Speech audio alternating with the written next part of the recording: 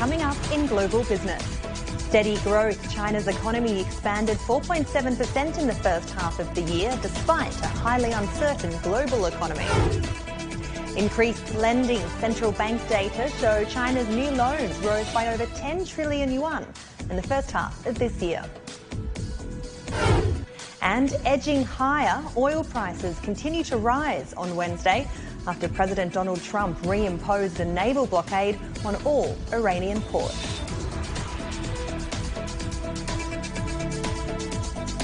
Welcome to Global Business here on CGTN. I'm Vivienne Nunes.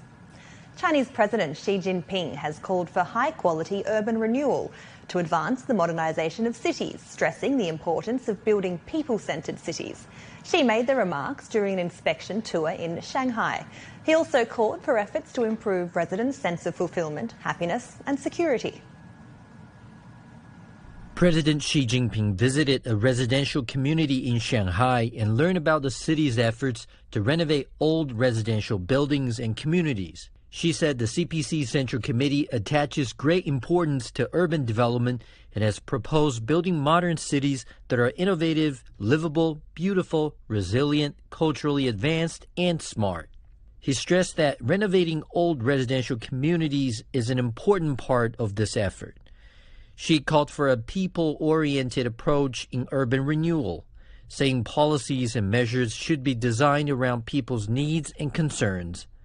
He urged authorities to continue making steady progress and solve practical problems that matter most to residents. He also emphasized improving property management and community services with meticulous care so that residents can truly feel satisfied. President Xi also visited the home of a retired resident. He said people's well-being is not only a family matter, but also a national concern. She said the Communist Party of China serves the people, and only when people live and work in peace and contentment can the party and the government feel reassured. He later visited the public service center of the community and talked with residents, community workers, and local officials. The president said communities are the basic units of urban governance. He called for efforts to improve community governance, bring more resources, services, and management support to the grassroots level, and continue reducing burdens while strengthening local capacity. She also urged stronger party leadership in communities to explore new coordination models involving residents' committees and property service companies.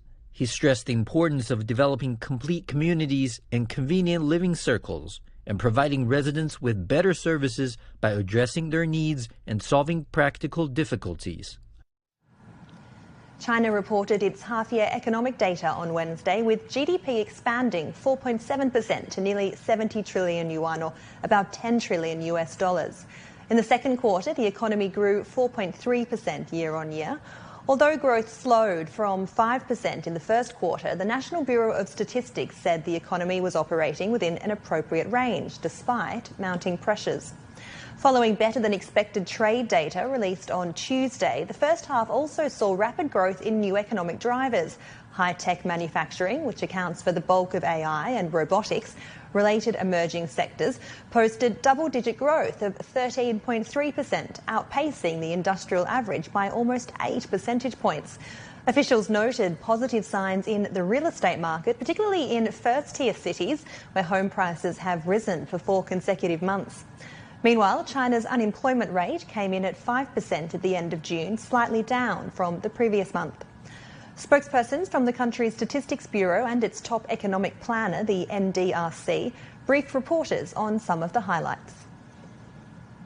The economy continued to demonstrate strong resilience in the first half of the year. Production and supply expanded at a relatively fast pace, employment remained stable, while prices rose moderately. We've seen solid growth in foreign trade and in new growth drivers. The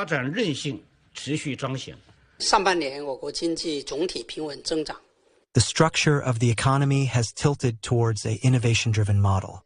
We have seen a number of hallmark achievements, with emerging industries such as integrated circuits, intelligent robots, and pharmaceuticals have all experienced explosive growth. Well, for more analysis on growth drivers, factors shaping investor confidence and the H2 growth outlook, let me bring in Betty Wang, Chief Economist for Northeast Asia at Oxford Economics. Thanks so much for making time to speak to us this evening, Betty. Now, looking at the H1 data, would you say we're witnessing a change in the structure of China's economy in terms of those growth drivers? Yes, thanks for having me. I think regarding to the questions, there are a few ways for us to look at this growth drivers rotation. For example, the growth drivers, the biggest growth drivers for China's Q2 GDP growth was exports. Clearly, the export resilience has been something support China's growth momentum, not only for Q2, but also for the first half of this year. So that is compared with in the past when investment used to be the biggest growth drivers. And from the industrial breakdown, so as you mentioned just now, so high-tech manufacturing has contributed quite a lot to China's GDP growth, although other traditional sectors might not be performing well. So high-tech sectors such as robotics, as you mentioned, as well as semiconductors, aircrafts, all these have reported very resilient growth in industrial production. You mentioned some of those bright spots there. In which areas do you think the data can give global investors confidence in China's economy?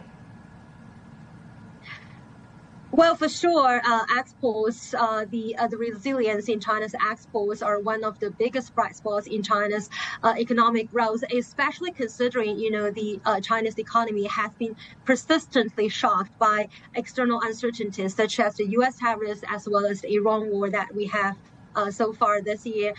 So that has sustain China's growth momentum and also help China or prevent Chinese growth from dipping into a very severe situation, especially comparing with the regional peers. From the industrial perspective, high-tech, once again, it outperform other sectors. So if we look at industrial productions and also, the export performance, that is also another bright spot in China's overall growth. So last but not least is the resilience of China's manufacturing base and the further integration of China's supply chain into the region. So that has helped to sustain this export momentum, not only for China, but also the region. Okay, so we've talked about the first half of the year. How do you see China's economy performing for the rest of the year? From the sequential perspective, we do expect that China's growth on a quarter-on-quarter basis will recover from the dip in Q2 because we do have moderation in terms of growth in Q2. So that is not surprising because we have this Iran war conflict and also the higher global energy prices. So getting into the second half, we do think that energy prices will be gradually trending lower despite of this on and off of like the Middle East situation. So that will be one less negative impact on to China's external environment. And on the other hand, the AI-driven tech cycle is likely to continue to be resilient. So that will help to sustain the export momentum for China. Overall, in terms of the second half, I think the negative external risk will likely to dial down.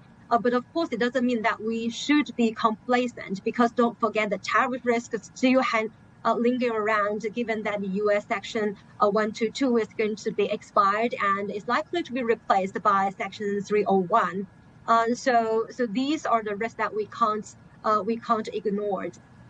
Quite a few variables there for sure. Thank you very much. Betty Wang joining us there, and do stay with us. We'll come back to you later in the program.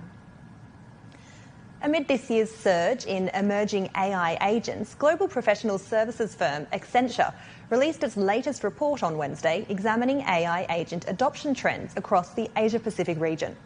Industry experts shared their insights on what this means for China's market and future developments. Here's what they had to say. China is quite a key market for Accenture as well. And China technology is becoming quite an important part for the businesses we work with across in the region. Specifically, China most probably is more evolved when it comes to this specific domain. Just the consumers' usage of how commerce happens is different from some of the other markets. But really, there is a lot more in terms of what China can contribute overall to how this is being driven in the industry, and we think it's a very serious player when it comes to leveraging agentic commerce and how we do that. China is definitely a very key market for us. We have almost 300 properties right now in the country. So as mentioned, the biggest challenges for us is always about harmonizing the systems. So harmonizing systems across different functions, whether it's booking, whether it's payment and all that, but there's also harmonizing in terms of tech stack. So the two tech stack, the China tech stack and the rest of the world tech stack, there's a little bit of a difference. So these are some of the challenges that we need to overcome as we progress on this agentic journey. But from a people perspective, I would say the Chinese market, the people are very much more forward and leading in terms of embracing the AI journey. And we also do see a lot of AI skilled talents in China. So while we are dealing with the challenges, we are also quite excited about the possibilities of the market. And this is Global Business. When we return, edging higher, oil prices continue to rise on Wednesday after President Donald Trump reimposed a naval blockade on all Iranian ports.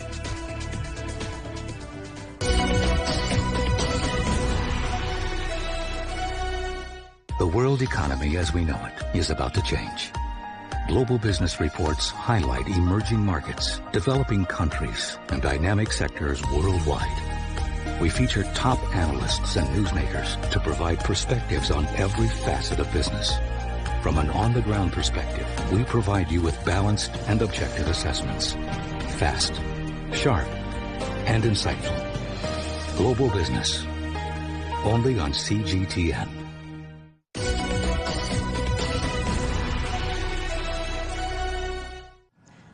China's monetary policy provided substantial support to the real economy in the first half of 2026, the governor of the People's Bank of China said during the release of mid-year financial data.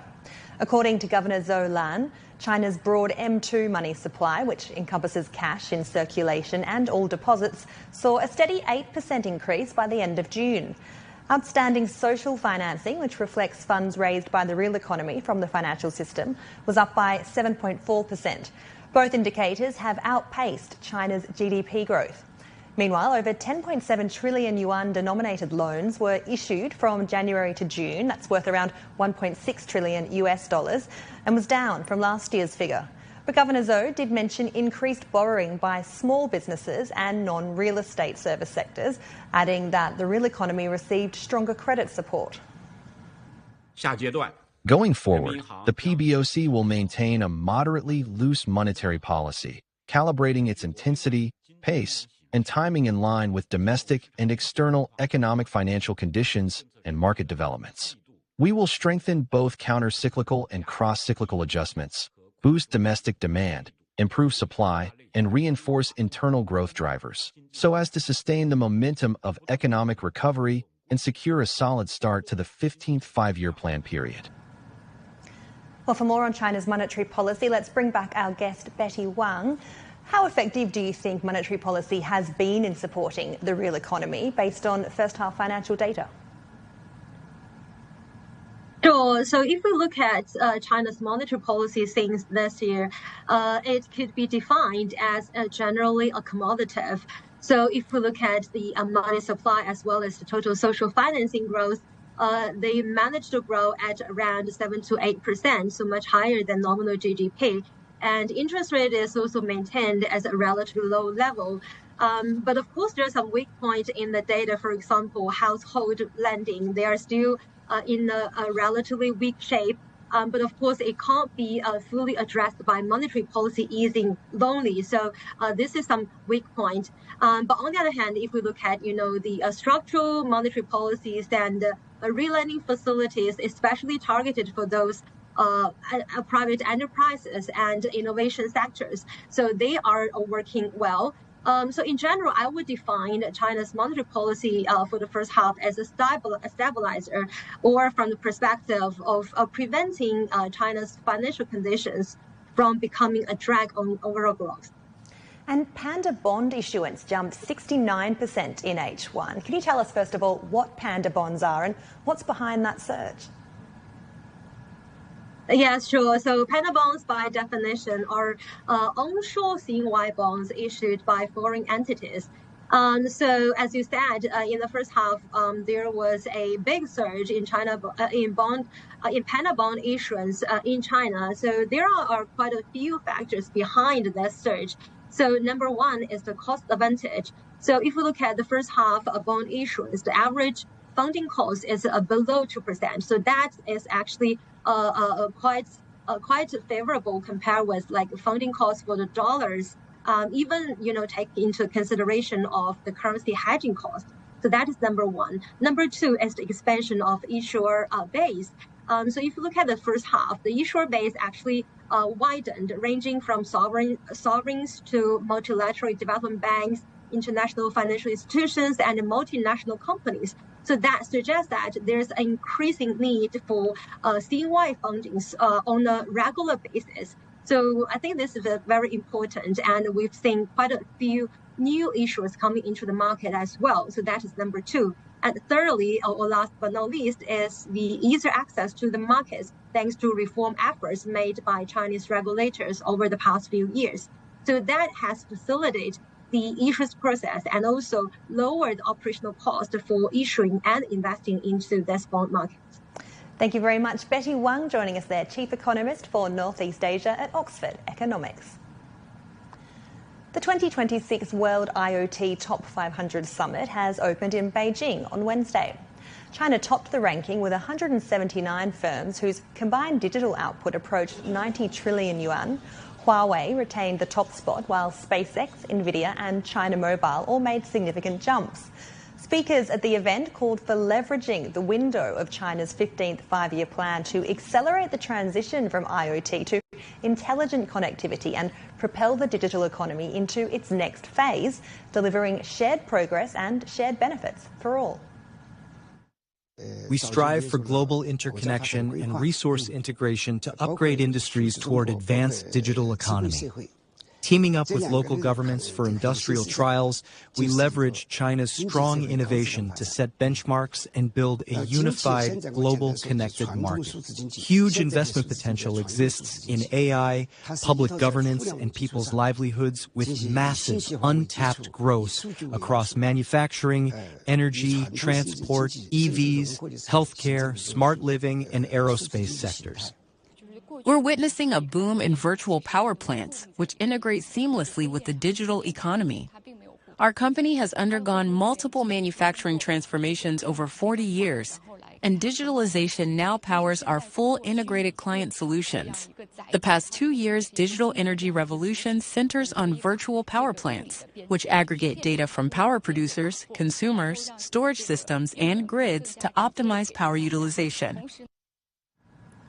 Journalists from 88 countries visited Pinggu district in Beijing recently. They experienced firsthand how technologies, including artificial intelligence, have transformed food production and marketing strategies. Our Zhang Shuang was there. During the visit, journalists toured the Zixing Yuan food factory, where they explored production and packaging workshops for Beijing's iconic snacks and observed a fully automated food processing line in operation. So it is good to know that somewhere near to Beijing, like Pinggu district, have very much halal products that market to Malaysia. So that technology is not only replacing the human works. It's actually we become more productive, and we can produce a lot of products after that. So this is something that eye-opener, not only for Malaysian like me, but across the world, to Asia, to ASEAN, and across the world. At Yuko Poultry, interactive displays and product showcases provided a closer look at the company's specialty products, as well as its efforts to expand into global markets. I have noticed that it's being advertised as a hub for agricultural development, and we have seen how they have developed as an agriculture sector, or any other African country or any other country that is present around for this tour can also emulate the same. At the Pinggu Zhongguankun Agricultural Science and Technology Park Innovation Workshop, journalists gained a deeper understanding of how research and development are being translated into practical applications. In Xinglongzhuang village, they also explored modern peach cultivation and experienced fruit picking firsthand.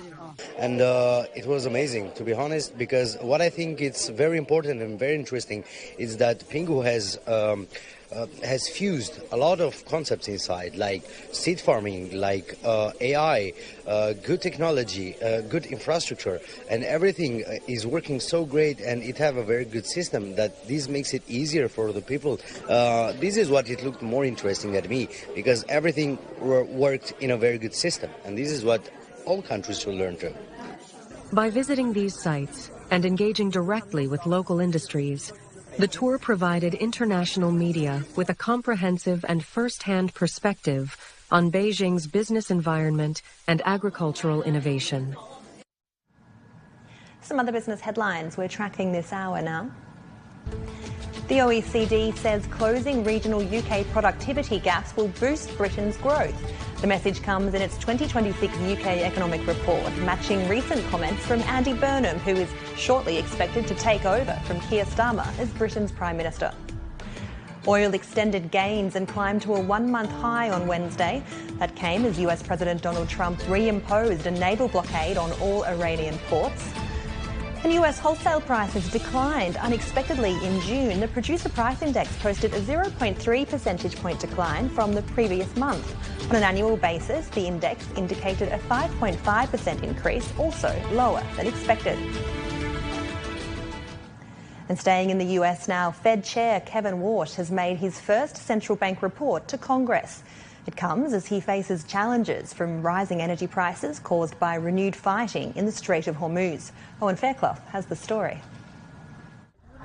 The head of the US Central Bank's semi-annual report to Congress might be routine, but Kevin Warsh is navigating an extraordinary financial climate as the new chair of the Federal Reserve.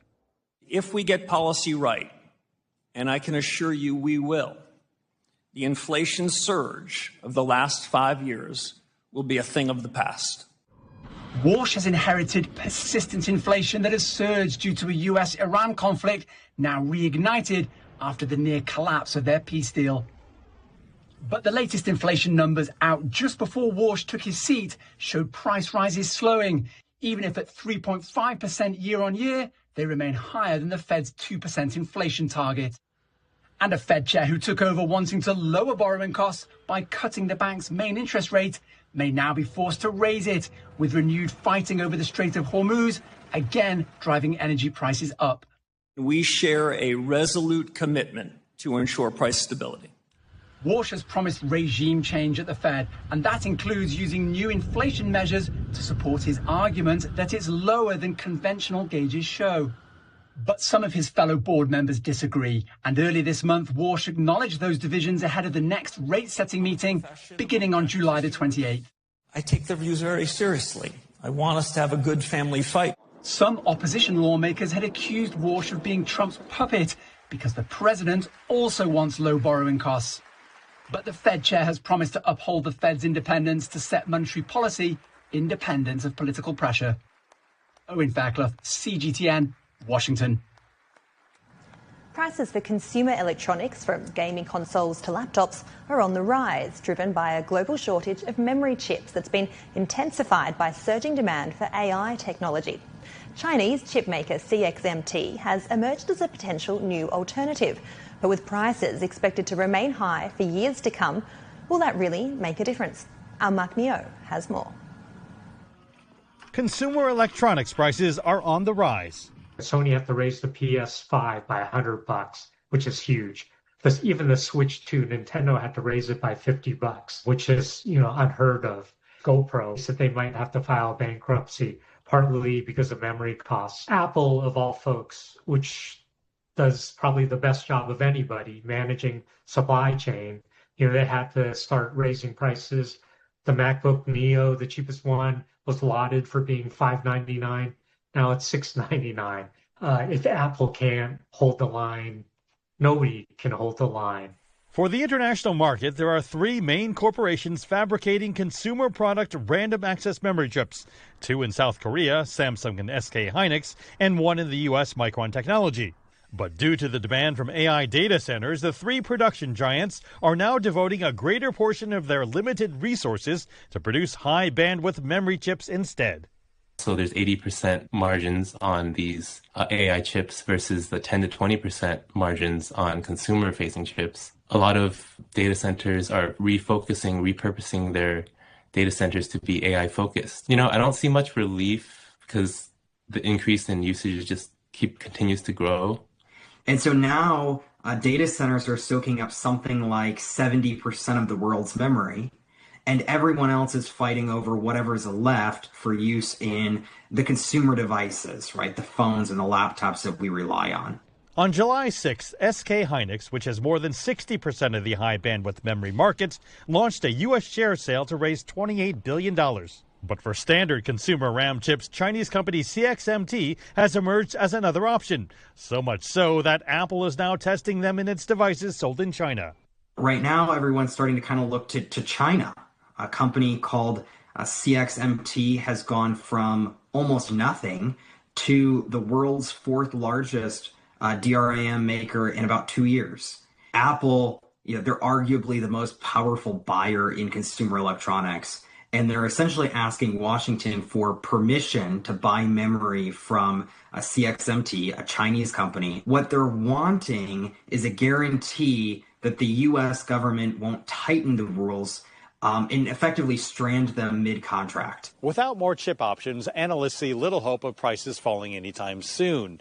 In fact, Micron CEO even admitted that chip supplies will be constrained beyond 2027 due to the fact that it takes years to build fabrication plants. Everybody talks about food inflation at restaurants, at the grocery stores and whatnot, but boom, when you're hit with this, even buying a new Apple laptop or just a memory card or a flash drive, it affects a whole new broad segment. Fung says a big test will be the year-end holiday shopping season, when retailers and tech companies will need to get extra creative with pricing strategies to satisfy consumers while making ends meet. Mark New, CGTN, San Francisco. And that wraps up this edition of Global Business. I'm Vivian Nunes in Beijing. Thanks for watching.